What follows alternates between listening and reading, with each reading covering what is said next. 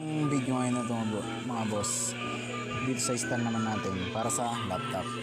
Kung magigaming kayo, mas maganda to dahil yun, kahit wala kayong monitor, mas tataas yung yung inyong laptop. Ang kagandahan ng dito ay hindi ka na mahirapan yumuko. Yan lang. Hindi ka na mahirapan.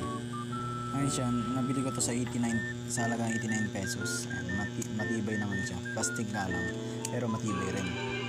At may kasama rin siyang ganito, yung parang foam niya para hindi dumulas-dulas yung ganyan. Para hindi magasgas ang mga laptop. So ganito siya mga boss. Yan siya. Ito lang. Mag-i-assemble ko lang. Yan siya. Kung malit yung mas bagay ito sa mamalilit na laptop katulad ng sa akin. At yung isa pa dito boss, yan, na-adjust sa kung gaano kataas yung gusto mo. Ganyan. So yun, mataas yan. Tapos ito lalagay ko muna ito. Wait lang.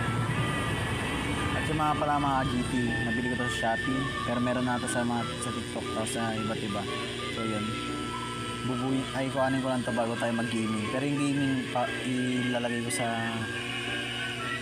ibang page. So ayan, nalagay ko na mga boss. Tapos mga GT pala. Tapos yan, may naman natira. Ewan ko lang para sa inyo. May lalagay ko muna doon.